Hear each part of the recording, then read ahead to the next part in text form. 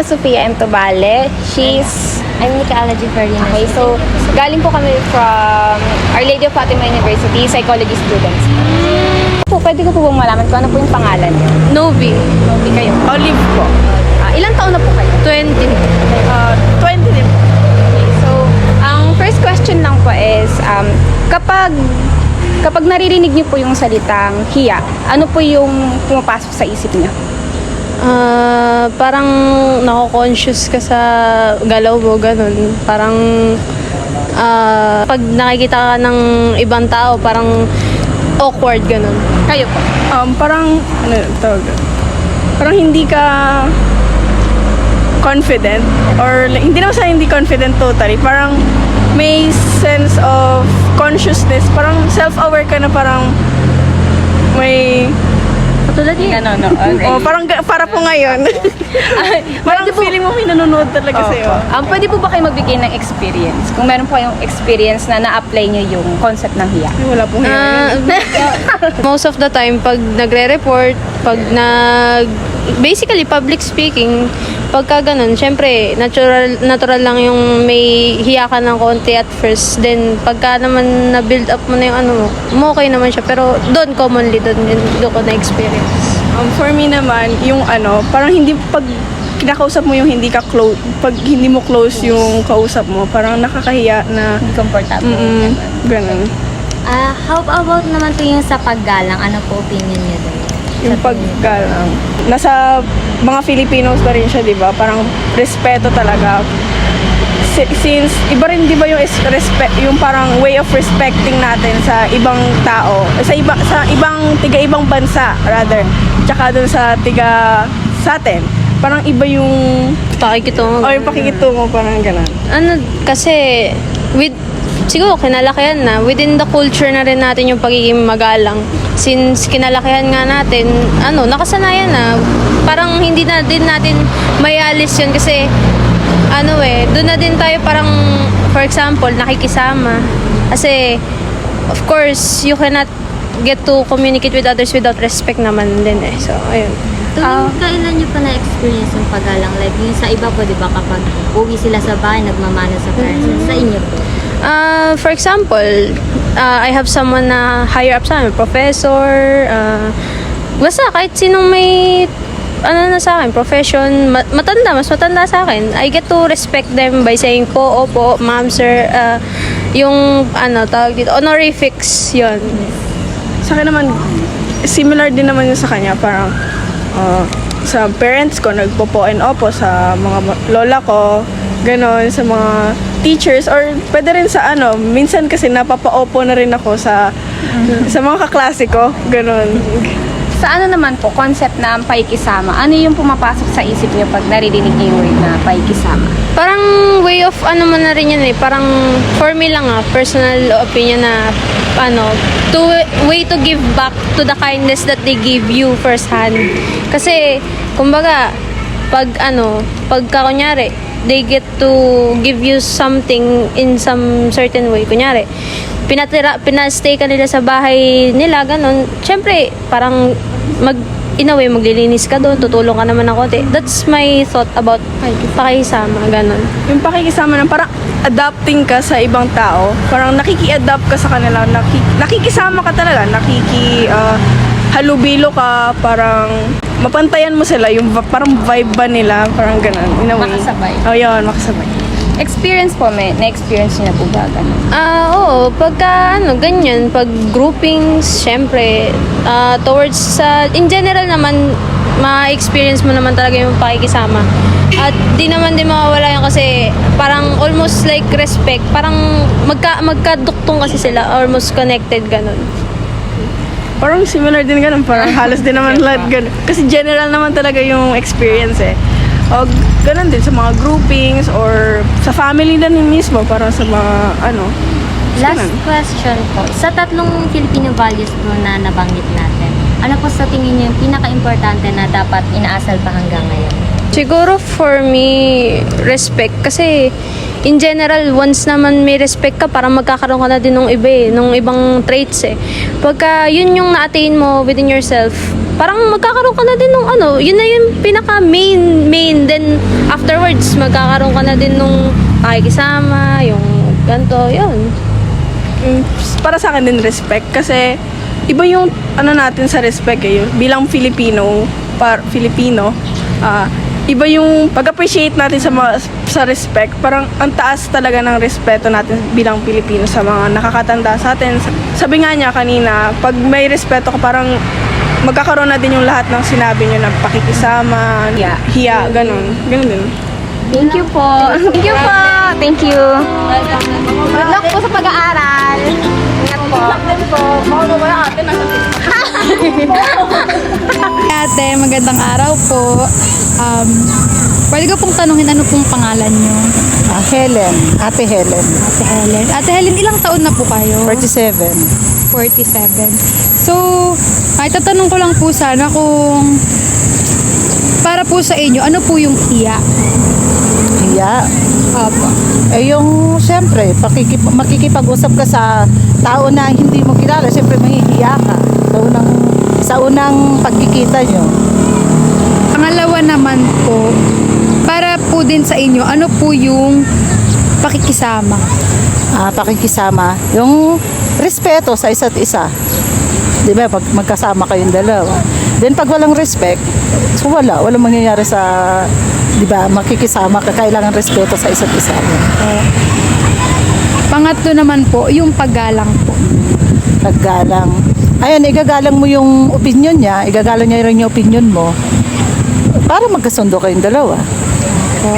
Maaari po ba kayong magbahagi po ng mga karanasan nyo po sa tatlo? Sa hiya, pakikisama, tas sa paggalang po. Haba pala. Kahit mga maiksi lang. Okay. Ayun, nakakahiya pag yung kasama mo na first time mo lang makausap na yung ano mo kaagad sa kanya, mag-open up ka sa kanya ng problema mo, yun. Siyempre mahihiya ka, kikisama. Paggalang, parang paggalang din. Halimbawa, kung gusto mong magtagal ang pagsasama ninyo, yun, magpaggalang respeto, sabi ko kanina. Ayun. Sa tatlo po, ano po yung sa tingin nyo po yung pinakamahalaga po? Yung paggalang siguro. Kasi dapat talaga yung kailangan mong igalang yung isa't isa. Yun lang. Sige po, thank you po. Yun lang po. Maraming salamat po. Ano pong pangalan niyo, ate? Selena, Ilang taon na po kayo? Tito. Yun, anong tatanong ko lang po sana kung para sa inyo po, ano po yung hiya? Siyempre, nahiya. Ano ba sa hiya? Nakakahiya. Yung, paano naman po yung pakikisama po? Kailangan makasama. Pag hindi nakasama, yun yung nakakahiya.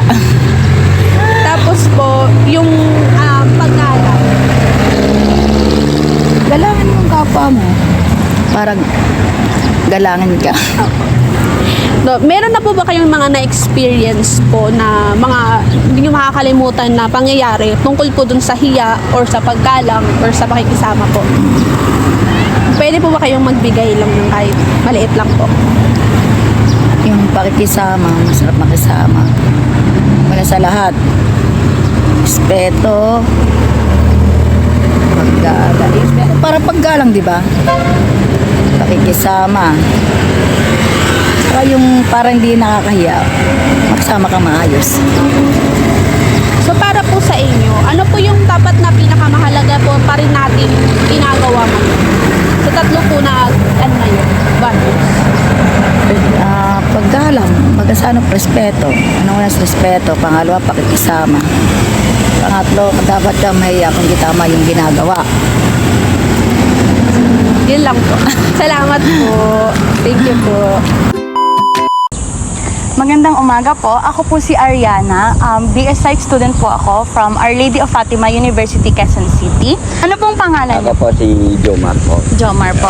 Ilang taon na po kayo? 58 na po ako. Ay, nakita ko po nagtataho po kayo. Ilang taon na po kayo nagtataho? Siguro mga nasa 10 years na rito. Nagbebenta po ng dito po sa UP. Opo. 10 years. Pwede po bang matanong po kayo, ano po yung pananaw niyo po sa Filipino value po na pakikisama po? Kagaya sa amin, vendors kami, kailangan makisama. Tsaka gumalang sa mga ano namin, mga customer. Kasi isa na yung kagaya dito sa UP, marami rito na alam mo naman kahit na mga estudyante rito, walang uniforme, kahit na ganun, naka-short lang, nakaganyan lang, mapasok. Ganun, galangin mo sila, tsaka dapat ikaw mamahiya sa kanila. Ganun. Kasi mayroong mga tao na ganyan na over ano sila minsan kapag nakakita ng mga ganito, lalo pa nila inaano na talagang babay nila bastos Manila mga taong ganyan. Kaya sa aming vendors, kailangan igalang sila. Saka ganun. Yun ang pag-anumala ko sa paggalang. Okay po. Ano naman po yung pumapasok po sa isip nyo pag naririnig nyo po yung salitang hiya? Hiya. Simple kasi minsan nahiya ka rin kapag nakikita mo yung miya ka kapag yung kagaya yung marumi ka o anong klase ka, nahiya ka rin sa sarili mo. Okay po. Hello, ako naman po si Rinowo Organte, BS Psychology student din po from Our Lady of Fatima University, Quezon City. Ngayon naman po, pag-usapan po natin, dun po sa dalawang hiningan po namin kayo ng opinion, ano po sa tingin nyo yung dapat na i-keep natin as Filipinos? Ano yung mga dapat isabuhay pa rin natin? Yung hiya po ba or yung pakikisama? At kung meron man po, alin po dun yung dapat hindi na po natin gagawin bilang mga Pilipino? Siguro yung kailangan kasama palagi yung pakisama. Yung yan, hindi ka naman dapat mahiya kung talagang kung tama lang ginagawa mo eh. Yun, ang opinion ko dyan. So, kasi sabi niyo po, yung pakikisama po, dapat makip po natin siya. Habang yung hiya naman po, dapat hindi na po tayo mahihiya kung wala naman po tayong ginagawang masama. Ayun. Maraming salamat po sa pagsagot po ng katanungan namin. Thank you so much po. Okay guys, tapos na po kami. And ito po yung paho ni Tatay Jomar. Grabe no, ano namang mga natutunan nyo sa mga na-interview natin today? Ako, kay Kuya Jomar, di ba, yung nagbebenta ng taho, sinabi niya na dapat daw laging may paggalang, tapos dapat lagi ka marunong makisama sa mga kapwa mo, hindi lang sa mga ka-age mo, kundi kahit dun sa mas nakakabata sa'yo. Tapos sinabi niya rin na dapat kung wala ka namang ginagawang masama, dapat hindi ka mahihiya. And I agree with that. Agree. Kayo naman, sa mga iba nyo na-interview, ano namang mga thoughts nyo? Yung kay ate kanina, yung in-interview ni Julie, ano yung sabi niya, be, yung parang mas pino-point out niya. Kasi di ba may asawa siya at may anak siya. So parang para sa kanya, yung pakikisama, parang sa asawa niya, tungkol sa asawa niya. Kung gusto niyong tumagal, kailangan marunong kayo makisama, marunong kayo gumalang sa isa't isa, di ba? Tama. Naman, yung interview namin, yung sinabi niya kasi, pag may paggalang ka, parang nasa'yo na lahat, hindi ka na mahihiya and marunong ka na makisama. Parang yung paggalang siya yung main course. Sa akin naman, yung yung na-interview namin, ang tumatak sa akin yung sinabi niya sa concept ng pakikisama. Sinabi niya kasi doon na yung parang sa pakikisama, sa pang-araw-araw na ginagawa natin, hindi na natin namamalayan na a-apply natin siya. So yung, let's say for example, kapag may mga groupings, may mga reporting, ganyan, kapag kapag nakakasama nila let's say for example kada groupings or reportings ganyan, tapos kapag na-prepare sila sa mga hindi nila ganun ka-close, ganyan, ina-apply nila yung pakikisama kahit hindi nila namamalayan. Ako nga din, add ko lang dun sa pakikisama kasi yung na-interview namin ni Renoa, vendor siya and nagbebenta siya ng taho. Sabi niya dapat daw makisama ka kasi syempre parang yung pag-way ng benta, 'di ba? Nakikipag-interact sa mga tao. So mahalaga din daw talaga yung pakikisama. How about you naman, Julie? Doon naman sa na-interview ko, si Ate Helen, tinanong namin siya, tinanong ko siya kung ano sa tingin niya yung pinakamahalaga sa tatlo. Tapos, ang pinoint out niya is yung paggalang. Kasi nga daw, pag meron ka ng paggalang, kayang-kaya mong makisama at hindi ka mahihiya. If ever man na magkaroon ka ng kahit anong situation sa buhay mo. Yun lang. Sa tingin nyo, ano ba doon yung mga Filipino values, yung sa tatlong nabanggit natin, paggalang, pakikisama at hiya, alin doon yung mga dapat i-keep at alin doon yung mga hindi na dapat nating ipagpatuloy sa future generations? Personally, I think yung pakikisama at paggalang, isa yan sa mga values na nakilala yung mga Pinoy kahit sa ibang bansa kasi napakagalang daw natin, hospitable, and I think dapat natin yung i-keep. While yung hiya naman, I agree with Kuya Jomar na kung wala ka naman ginagawang masama, hindi ka dapat mahihiya. Ako sa akin, same sa'yo, no? Pakikisama and paggalang. I think importante na i-keep natin yan. Yung sa hiya naman, I think mas okay na bawasan din siya, di ba? Kasi di natin naiiwasan minsan dahil sa hiya na nape-prevent natin masyado, parang nag-hold back tayo. Di ba may mga opportunity tayo na nami-miss ganyan dahil sa hiya. So, I think in a way, Pero para sa akin parang maganda pa rin may hiya tayo. Kasi hindi na natin titignan as negative side, sa positive side din na hindi naman pwede na hala bigla-bigla ka na lang nakikiano sa tao. Kailangan meron pa rin hiya na hala baka balance pa rin na marunong pa rin tayong makisama. Kasi nga nahihiya pa rin tayo, 'di ba? Kasi parang way din yun para mag-start yung pakikisama. Parang tayo dati, di naman tayo magkaka-close, di ba? Nangihiya tayo sa isa't isa. Pero ngayon, magka-groupings na tayo, yan, tapos makikisama na tayo sa isa't isa. additional lang din. Sa hiya kasi parang nakakatulong siya para makontrol natin yung actions natin, di ba? Kasi kung hindi tayo nahihiya, wala tayong hiya. Parang gawin mo lang kung ano yung maisipan mo. What if hindi yun tama, hindi yun akma sa situation, di ba? Tama. Agree.